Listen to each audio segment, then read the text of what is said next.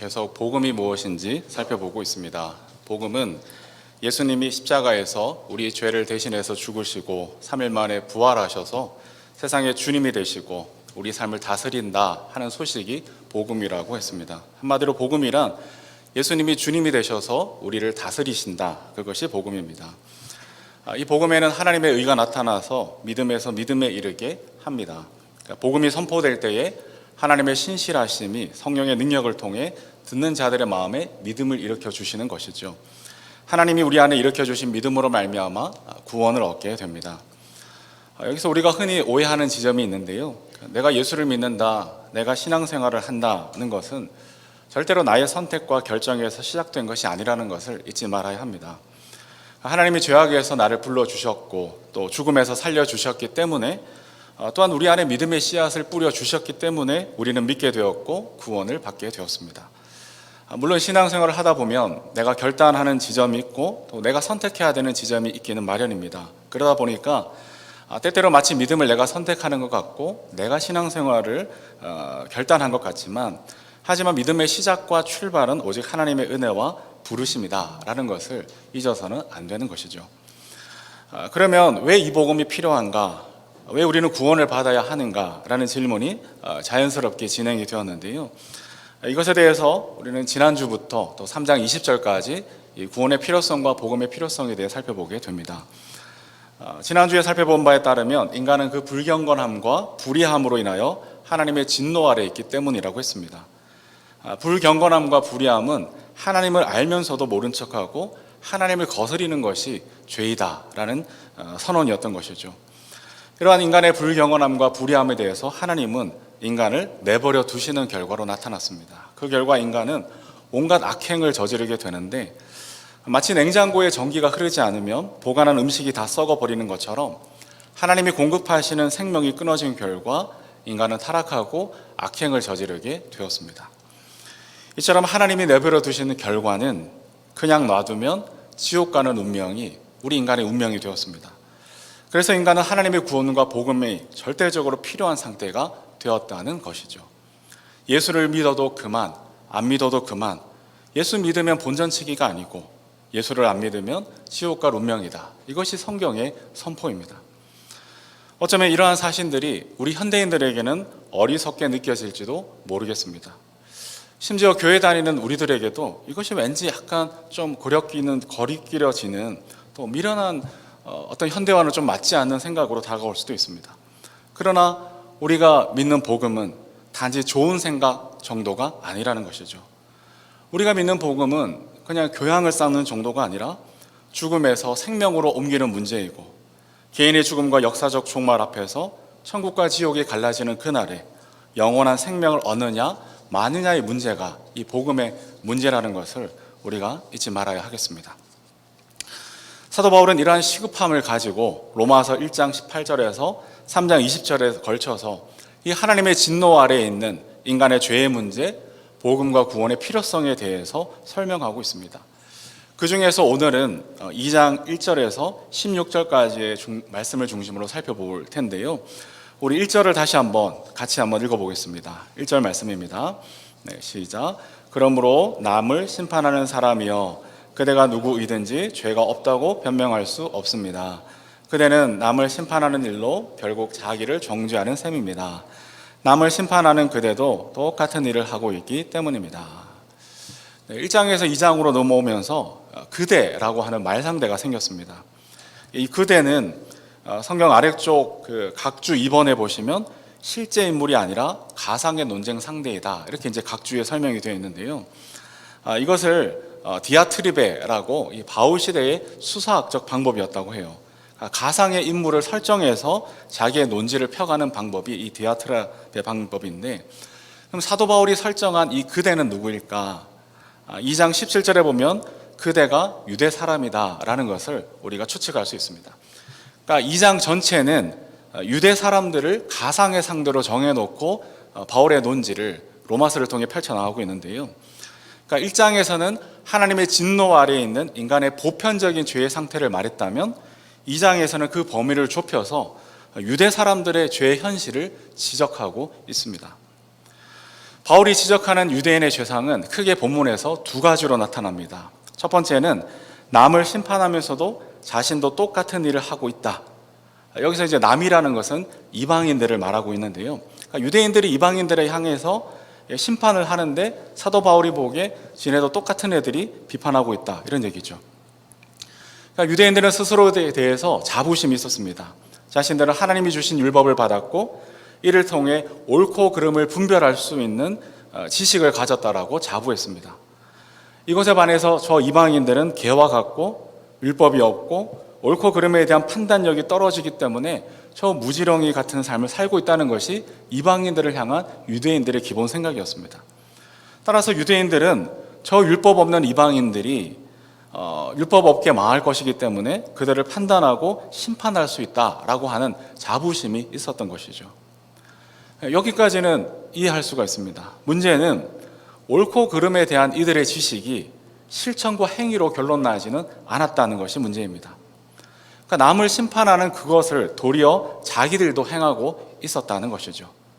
죄에 굴복하고 죄를 막고 마신다는 점에서는 유대인이나 이방인이나 별 차이가 없었습니다. 옳고 그름을 아는 지식이 죄를 극복하고 선을 행하는 열매로 이어지지 못하고 다만 남을 정죄하고 판단하는 것으로만 사용되어지고 있더라는 겁니다. 사실 이러한 문제는 유대인만의 것이 아니라 오늘 우리에게도 해당되는 것 같습니다. 예를 들어서 좀 정치적 어떤 분위기가 상당히 큰 변화를 일으키고 있는데요. 정치인들이 하는 이야기를 뉴스를 통해서 듣다가 보면 곧 유토피아가 이 세상에 올 것만 같지 않습니까?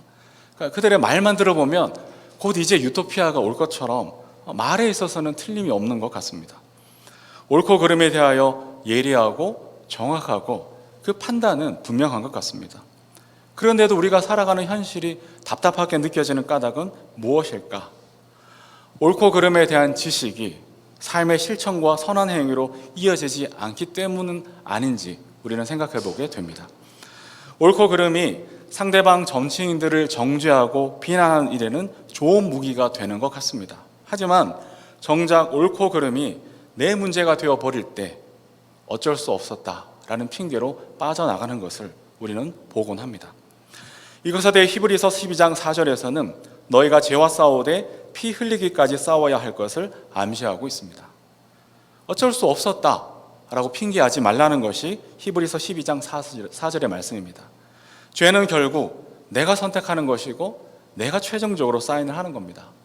아담과 하와가 아무리 뱀의 유혹이 있었다 하더라도 결국 그 선악과 열매를 따먹은 결정은 아담과 하와가 한 것이라는 것이죠. 그러니 피 흘리기까지 죄와 싸우라고 성경은 우리에게 명령합니다. 그러면 어째서 이 옳고 그름에 대한 지식이 남을 판단하는 것에는 예리하고 정확하지만 정작 우리 자신에게는 어쩔 수 없었다라고 귀결되곤 하는 것일까? 그것에 대해 로마서 7장 18절에서 25절에 보면 사도 바울의 고민이 나타나 있습니다. 우리 로마서 7장 18절에서 25절을 한번 찾아서 같이 읽어보겠습니다. 로마서 7장 18절에서 25절까지의 말씀입니다. 우리 한번 같이 읽어보겠습니다. 네, 시작. 나는 내 속에 곧 내 육신 속에 선한 것이 깃들여 있지 않다는 것을 압니다. 나는 선을 행하려는 의지는 있으나 그것을 실행하지는 않으니 말입니다. 나는 내가 원하는 선한 일은 하지 않고 도리어 원하지 않는 악한 일을 합니다. 내가 해서는 안 되는 것을 하면 그것을 하는 것은 내가 아니라 내 속에 자리를 잡고 있는 죄입니다. 여기에서 나는 법칙 하나를 발견하였습니다. 곧 나는 선을 행하려고 하는데 그러한 나에게 악이 붙어 있다는 것입니다. 나는 속사람으로는 하나님의 법을 즐거워하나 내 지체에는 다른 법이 있어서 내 마음의 법과 맞서서 싸우며 내 지체에 있는 죄의 법에 나를 포로로 만드는 것을 봅니다. 나는 비참한 사람입니다. 누가 이 죽음의 몸에서 나를 건져주겠습니까? 우리 주 예수 그리스도를 통하여 나를 건져주신 하나님께 감사를 드립니다. 그러니 나 자신은 마음으로는 하나님의 법을 섬기고 육신으로는 죄의 법을 섬기고 있습니다. 바울이 스스로를 향해서 나는 비참한 사람이구나 라고 통탄합니다. 바울의 고백에서 알 수 있듯이 선한 행위는 옳고 그름에 관한 지식이나 의지만으로는 충분하지 않다는 것을 사도 바울의 고백을 통해서 알게 됩니다. 하나님의 진노 아래에 있는 이 인간의 상태라는 것은 이 죄악의 지배 아래 사로잡혀 있기 때문에 옳은 것을 알아도 선을 행할 의지가 있어도 지식과 의지가 그 열매와 결과로 이어지지 못하는 것을 본다는 것이죠. 사도 바울은 이러한 자신의 삶에 대해서 비참하다라고 고백합니다. 도리어 악을 행할 뿐이라는 것이죠. 이것이 하나님의 진노 아래에 있는 인간이 처한 공군함이고, 설령 율법을 가진 유대인이라 해도 이 죄 아래에서 살아가는 인간의 현실인 것을 사도 바울은 지적하고 있습니다. 두 번째로 로마서를 통해서 비판하는 이 유대인의 죄상은 하나님의 인자하심과 너그러우심 그리고 오래 참으심을 업신여기는 형태라고 합니다. 우리 4절을 한번 같이 읽어볼까요? 본문 4절입니다. 네, 2장 4절을 같이 읽어보겠습니다. 시작. 아니면 하나님께서 인자하심을 베푸셔서 그들을 인도하여 회개하게 하신다는 것을 알지 못하고 오히려 하나님의 풍성하신 인자하심과 너그러우심과 오래 참으심을 업신여기는 것입니까? 베드로전서 3장 2절에 보면 하나님은 어떤 분이신가?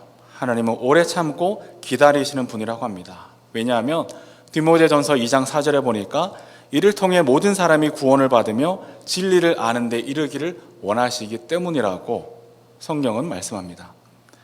하나님이 인류를 향하여서 오래 참으시는 이유는 무관심하거나 무능하거나 정의롭지 못하거나 그러한 것이 아니고 돌이켜 회개하고 구원을 얻기 바라시는 그 마음에서 비롯되어졌다는 것이죠.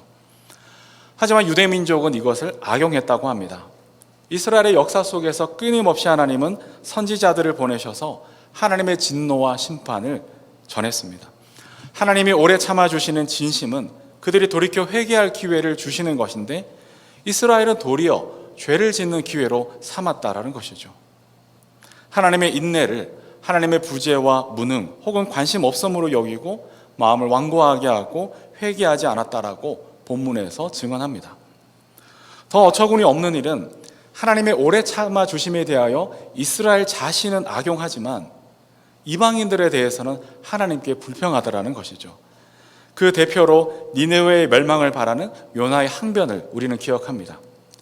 니느웨의 회개를 보고 심판을 거두시는 하나님을 향해서 이럴 수는 없다고, 하나님은 불의하시다라고 요나는 불평합니다. 모든 피조물을 아끼시는 하나님, 니느웨를 아끼시고 느부갓네살을 아끼시는 그 하나님의 마음에 대해서 하나님은 불의하시다라고 불평하는 것이죠.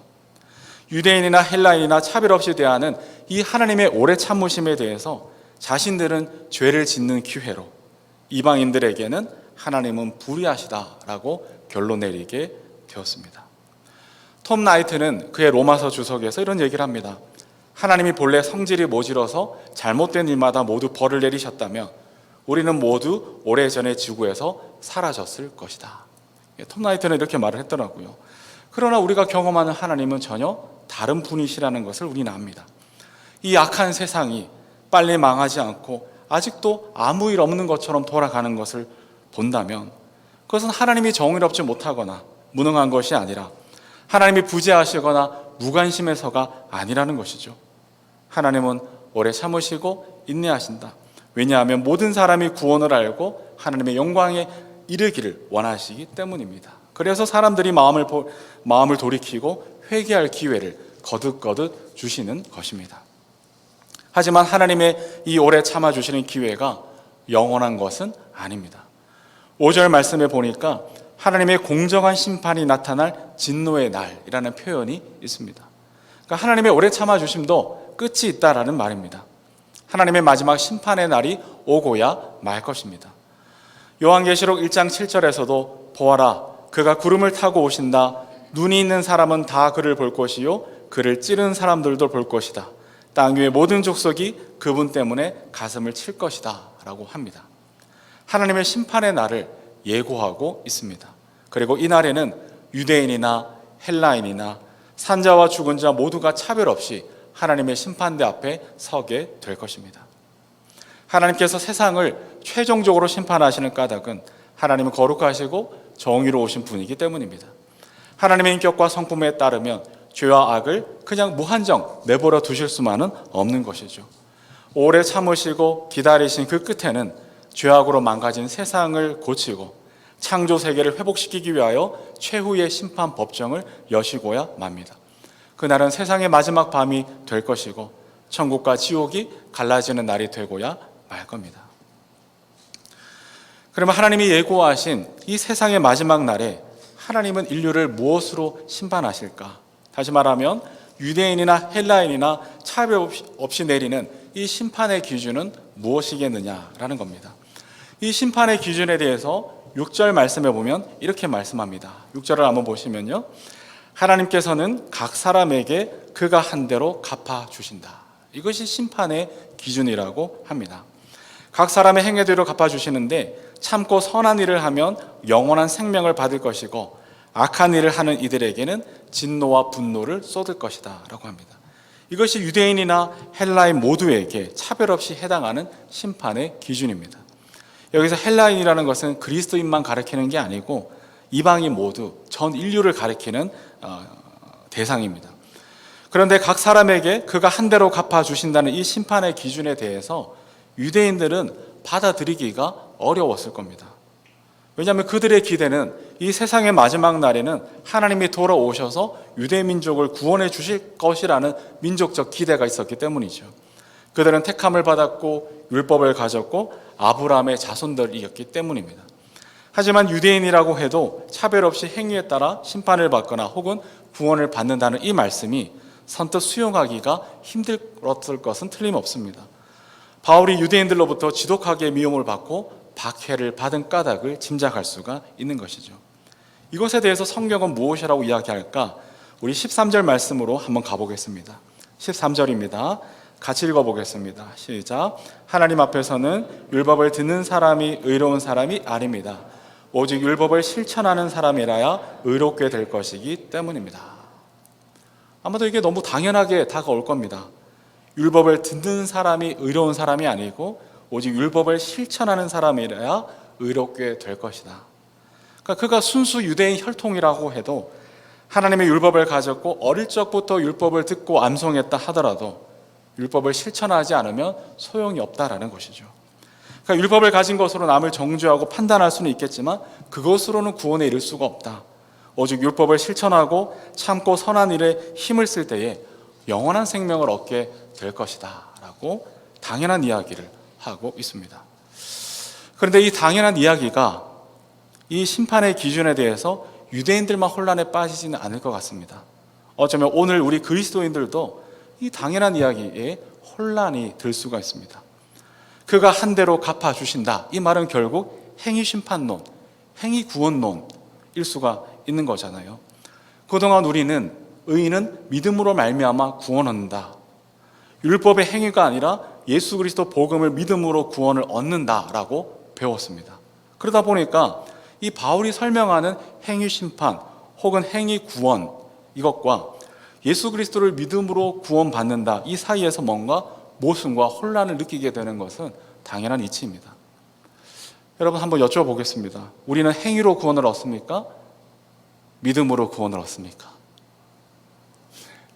네, 믿음으로 구원을 얻습니까? 행위로 구원을 얻습니까? 네, 아마 각자 대답이 있으실 거라 생각하는데요. 근데 믿음으로 구원을 얻는다 우리가 자신 있게 얘기를 했습니다. 그러면 바울은 어째서 각 사람에게 그가 한 대로 갚아주신다 라고 했을까? 그거는 구원의 문제가 아니고 상급의 문제야 이렇게 말할 수는 없는 것이 바울의 일관된 논리입니다. 어째서 율법을 실천하는 사람이라야 의롭게 될 것이다 라고 말을 했던 것일까? 그러면 행위로 구원을 얻는 것일까요? 하지만 로마서 5장 1절에 보니까 우리는 믿음으로 의롭다 하심을 받았다. 또 바울은 이렇게 얘기합니다. 그러니까 로마서 안에서도 이렇게 약간 혼란스럽고 모순된 이야기를 하고 있어요. 그럼 이제 우리는 짜증이 나는 거죠. 도대체 어쩌라는 거야? 믿음으로 구원 얻는 거야? 행위로 구원 얻는 거야? 이 구원에 있어서 행위와 믿음의 관계를 도대체 어떻게 이해하라는 말이냐? 라는 의문이 들게 됩니다. 이것을 이해하기 위해서는 우리는 예수를 믿는다라고 할 때 그 믿는다는 것이 무엇인가에 대해서 더 깊이 생각해 볼 시점이 되었습니다. 예수를 믿는다는 말은 다른 말로 복음을 믿는다는 말입니다. 그렇죠? 이 복음은 예수 그리스도의 다스리심이라고 했기 때문에, 그러니까 복음이 뭐냐? 복음은 예수님이 죽으시고 부활하셔서 우리의 주님이 되시고 다스리신다. 이것이 복음이라고 했습니다. 그래서 복음이신 예수님을 믿는다, 이 말은 예수님의 주 되심을 받아들인다는 뜻이고, 예수님의 주권에 순종한다, 이 말이 예수님을 믿는다는 말입니다. 그러니까 예수 믿고 구원받는다는 말은 예수님의 주권에 순종해서 하나님의 백성으로 살아가는 삶 전체가 예수 믿고 구원받는다라는 의미라는 것이죠. 그러니까 이해가 되시죠? 그러니까 예수 믿는다라는 그 말에는 순종이 이미 포함되어졌다라는 겁니다. 믿음과 순종이 각각 따로가 아니고 어떤 상급의 결과가 아니라 주 예수를 믿는다는 말은 주 예수께 순종한다는 말로 이어져야 한다는 것이 이 믿음의 본질이라는 겁니다. 예를 들어서 우리 윤헌여 형제하고 윤미선 자매가 결혼식을 했어요. 그리고 혼인신고했죠. 네, 일종의 계약서가 생긴 거예요. 그렇죠. 근데 두 사람이 결혼해서 부부가 되었다, 이 말은 단순히 계약서만 있는 것은 아니라는 겁니다. 그러니까 부부가 된다는 말은 남편으로서 아내로서 서로의 삶을 내어주고 삶 전체를 공유한다라는 의미까지 포함되는 것이죠. 그래서 부부로서의 권리가 있고 부부로서의 의무를 다하고 부부로서 서로에게 순종하는 것까지 포함해서 부부가 되었다라고 하는 겁니다. 그런데 만일 부부로서의 어떤 의무와 순종은 없고 결혼 계약서만 있으면 어떻게 되는 거죠? 우리는 그것을 위장 결혼이라고 하는 겁니다. 그러니까 우리가 그동안 예수 믿고 구원받는다고 할 때 어쩌면 이 믿음의 문제를 너무 지적인 동의 문제로만 축소시켰던 것은 아닐까. 그러니까 지적으로 내가 예수님을 나를 위해서 구원하신 것을 믿어요, 이런 어떤 지적인 동의로만 제한시켰던 것은 아닐까. 혹은 어떤 감정적인 상태, 예수님을 믿는 것 같아요, 천국 가는 것 같아요, 그런 감정적인 상태로만 이해했던 것은 아닐까. 혹은 의지적인 결단처, 나는 예수를 따르기로 했습니다, 이런 정도에서만 이해를 했던 것이 아닐까. 이것은 절대 틀린 것이 아닙니다. 그러나 그 이상이라는 것이죠. 즉 예수를 믿는다라는 그 말 안에는 지적인 동의와 감정적인 상태와 의지적 결단, 이 중생의 체험 모두를 포함해서 주 예수님께 순종하는 삶 전체를 우리는 예수를 믿는다라고 말하는 겁니다. 그렇게 되어야 한다는 것이죠. 주 예수를 믿는 것은 주 예수께 순종하는 삶까지 포함되어져야 한다는 것이죠. 따라서 주 예수를 믿으라, 그리하면 너와 내 집이 구원을 얻으리라, 이 말은 주 예수님께 순종해라, 그리하면 너와 내 집이 구원을 얻으리라 라는 말로 바꿔 말할 수도 있게 되는 것입니다. 우리가 주 예수를 믿어 그의 주권에 전적으로 순종하게 될 때 어떤 일이 일어나게 될까요? 빌립보서 1장 6절에 보니까 이런 말씀이 있습니다.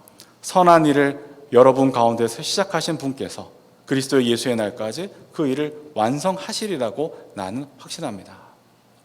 그러니까 하나님의 신실하심으로 우리 안에 믿음이 허락되어지면, 그래서 우리가 주 예수께 순종하게 될 때 주 예수님께서 우리 안에 선한 일을 시작하시기 시작합니다.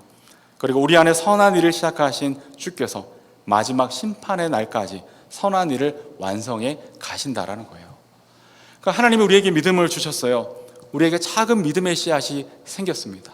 그 믿음에 한 걸음 한 걸음 순종하기 시작할 때 우리 안에 선한 일을 시작하시는 주님께서 그 선한 일에 완성시켜 가신다는 것, 이것이 복음의 원리더라는 겁니다. 주 예수를 믿어 순종한다는 말은, 다시 말해 주님이 내 안에 선한 일을 시작하시고 완성하실 수 있는 시간과 공간이 마련되어지는 의미입니다. 그렇게 해서 주 예수를 믿어 순종하는 자의 삶에는 주 예수님이 시작하시고 완성하시는 선한 일이 열매로 맺어지게 됩니다. 이러한 이해를 가지고 우리는 7절과 10절을 이렇게 바꿔 읽을 수도 있습니다. 7절 말씀을 보시면 참으면서 선한 일을 하여 영광과 존귀와 불멸의 것을 구하는 사람에게는, 우리는 이것을 이렇게 바꿀 수가 있는 것이죠. 주 예수를 믿어 그의 주권에 순종하는 사람에게는 영원한 생명을 주시고, 이렇게 바꿔 읽을 수도 있는 겁니다. 그리고 10절의 경우에도 선한 일을 하는 모든 사람에게는, 이 말은 주 예수를 믿어 그의 주권에 순종함으로 예수께서 선한 일을 시작하시고 완성하시는 사람에게는, 이렇게 바꿀 수가 있는 겁니다. 이처럼 선한 일 혹은 악한 일이란 단순히 윤리적이고 도덕적인 일을 말하는 게 아닙니다. 선한 일이란 악한 일이란 단순히 구원의 조건과 원인으로 나타날 수가 없는 것이죠. 그것은 주 예수를 믿어 그의 주권에 순종하느냐 하지 않느냐의 결과와 열매가 선한 일이냐 악한 일이냐 그 결과와 열매로 나타나는 겁니다.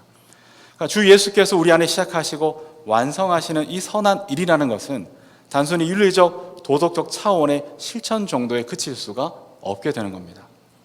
윤리와 도덕성을 포함해서 그 이상의 열매와 결과를 맺게 되는 선한 일의 완성으로 주 예수께서 이루어 가신다라는 겁니다. 그러니까 우리는 단순히 죄를 짓고 안 짓느냐 그 정도에 그치는 게 아니라는 겁니다. 선을 행하지 않는 상태를 벗어나서 적극적으로 선을 행하는 결과와 열매로 이어지게 됩니다. 그것이 어느 정도냐 하면요, 지극히 작은 자 하나에게 물 한 그릇 주는 것, 주님의 이름으로 인하여서 멸시와 핍박과 경멸을 당하게 되는 것, 주님을 따르기 위하여서 십자가를 지고 자기를 부인하는 것, 오른편 뺨을 때리면 왼편 뺨을 갖다 댈 수 있는 것, 속옷을 달라 하면 겉옷까지 주는 것, 오리를 가자며 십리를 가는 것, 원수를 갚지 말고 위하여 기도하는 것. 사실 오른편 뺨을 맞으면 저도 가만히 있기 힘들 것 같습니다. 곰곰이 생각해봐도 저도 정말 힘들 것 같아요. 하지만 믿음의 열매라는 것, 우리 안에 선한 일을 시작하신 주께서 완성하시는 그 열매는 왼편 뺨을 갖다 대는 것이라고 주님이 말씀하십니다. 그러니까 도무지 세상이 감당이 안 되는, 우리 자신들도 감당이 안 되는 자리에까지 주님은 요구하고 계시는 것을 봅니다. 한국교회 순교자 손양원 목사님 다 아시죠? 여수 애양원에서 한센 병자들을 돌보던 1948년 10월 19일 그 여순 반란 사건 때 공산당 안재선의 손에서 교회 다닌다는 이유로, 예수장이라는 이유로 손동인, 손동신 두 아들을 한날에 잃었습니다. 그러나 손양원 목사님은 결국에는 이 안재선을 용서하고 심지어 자기의 아들로 입적하여 가족으로 함께 살았습니다. 여러분, 이해가 가십니까? 남의 일이라고 쉽게 생각할 수는 있지만 이해하기 정말 어려운 지점입니다. 그래서 가족들도 미쳤다 그랬습니다. 그러나 손영환 목사님의 딸 손동희 권사님은 후에 그 아버지를 이해하게 되었다. 그리고 그 안재선도 예수를 믿게 되었고 그의 아들은 목사가 되었습니다. 그러니까 윤리적 도덕적 결단으로는 불가능한 일입니다. 그러나 손양원 목사님 안에 선한 일을 시작하신 그리스도 예수께서 완성시키신 결과요, 강권하시는 사랑의 열매인 줄로 압니다. 세상에 감당할 수 없는 이 믿음의 순종을 우리에게 요구하시고 그 일들을 주님께서 이루어 가시는 겁니다. 혹자의 눈에는 이보다 더 어리석고 미련한 사람들이 없을지도 모릅니다. 뺨을 맞고 손해보는 일들이 저에게도 매력은 없습니다. 하지만 믿는 우리에게는 이러한 삶이야말로 영원한 생명으로 나아가는 그리스도인의 영광이요 기쁨이요 면류관이라고 성경은 증언합니다. 왜냐하면 이 세상이 끝이 아니기 때문입니다. 이 세상이 끝이라면 어쩌면 예수님의 십자가 죽음이 제일 비참한 것이고 어리석고 미련한 것입니다. 사도 바울의 수고와 베드로의 순교도 불쌍한 일이 되고야 말 겁니다. 우리의 믿음도 헛것이고 희생도 헛것이고 선한 일도 무익한 것으로 나타날 겁니다. 하지만 죽음 이후의 세계, 그 이후의 세계, 즉 새하늘과 새 땅이 있다면, 죽음 이후의 세계를 넘어 새하늘과 새 땅이 있다면, 천국과 지옥을 소망한다면, 영원한 하나님의 나라가 있다면 이야기가 달라지는 것이죠. 하나님이 살아 계시니 교회와 성도의 결론이 달라질 수밖에 없는 겁니다. 주 예수님의 주권에 순종해서 맺어지는 그 선한 일의 열매란 결국 온 인류의 생명이고 우리의 영원한 면류관이 되고야 마는 겁니다. 말씀을 맺겠습니다. 예전에 다른 곳에서 사역할 때 어느 분이 이런 안타까움을 가지고 기도 부탁을 하셨습니다. 예수 믿어도 별로 나아지는 게 없는 것 같다. 그러니까 예수 믿어도 좋아지는 게 별로 없는 것 같다. 실망하고 답답해 하시며 기도 부탁을 하셨습니다. 그러니까 무슨 말인가 했더니 그러니까 예수를 믿어도 로또 하나 당첨이 안 되더라는 거예요. 예수 믿어도 형통은 고사하고 고생은 여전하고 오히려 더 손해보는 일들만 늘어나더라는 겁니다. 그러나 이런 생각은 어쩌면 그분만이 아니라 우리 모두의 깊은 잠재의식 속에 바탕되어 있는 그런 마음인지도 모르겠습니다. 하지만 이런 생각은 어쩌면 우리가 복음의 충분함과 복음의 본질을 알지 못하기 때문은 아닌지 돌이켜봅니다. 하나님의 진노 아래에 있는 모든 사람의 죄악된 현실을 우리가 이 현실 속을 살아가고 있음에도 불구하고 아직도 깨닫지 못하고 있기 때문은 아닐까. 예수 믿어서 살림살이 나아지게 하시는 정도로는 하나님께서 독생자 예수를 우리에게 보내주신 뜻이 만족되지 않습니다. 하나님이 예수를 우리에게 복음으로 주시지 않았다면 우리는 그냥 두면 지옥 갈 멸망할 운명이었다는 것이죠. 이것이 불편하게 생각되더라도 어쩔 수 없는 사실인 것을 성경은 처음부터 끝까지 증언합니다. 요즘 같은 세상에 무슨 말이야 해도 이것이 우리가 놓칠 수 없는, 타협할 수 없는 진실이라는 겁니다. 예수 믿어도 그만, 안 믿어도 그만인 상태가 아니고 영원한 심판과 멸망이 우리의 운명이었습니다. 하나님의 복음은 좀 더 좋은 사람, 좋은 생각, 교양 갖게 하는 데 최종 목적이 있지 않습니다. 죽음에서 생명으로, 지옥에서 천국으로, 진노에서 용서로, 어둠에서 빛으로 옮겨지는 그 질적인 달라짐이 복음입니다. 이것이 우리에게 주신 복음의 가치요, 복음의 능력이요, 영광인 것입니다. 따라서 예수 믿는 우리가 세상의 가치를 부러워하거나 돈과 성과 권력의 이 황제 숭배 사상에 미혹되는 일은 있을 수도 없는 일이고 있어서도 안 되는 일이라는 것입니다. 하나님은 오래 참고 기다리시는 중에 우리에게 복음을 주시고 우리 안에 믿음을 허락해 주셨습니다. 내가 선택한 것이 아니고 내가 알아서가 아니고 하나님이 우리를 아시고 우리를 불러주시고 믿음을 허락해 주셨다는 겁니다. 그러므로 더욱더 두렵고 떨림으로 이 구원을 이루어가는 우리가 되어야 하겠습니다. 주 예수님을 믿고 그의 주권에 전적으로 순종하는 매 순간이 되어야 하는 것이죠. 우리 안에 착한 일을 시작하신 주 예수님께서 옳고 그름에 대한 지식을 넘어 선한 일을 행할 수 있는 영원한 생명의 자리에까지 우리를 요구하시고 우리를 마침내 완성시켜 가실 것입니다. 그렇게 주 예수를 믿어 그의 주권에 순종함으로 죽음 이후의 세계 그 너머에서 완성될 새 하늘과 새 땅을 영원한 유업으로 받아 누리시는 우리 모두가 되시기를 주님의 이름으로 축원합니다. 아멘.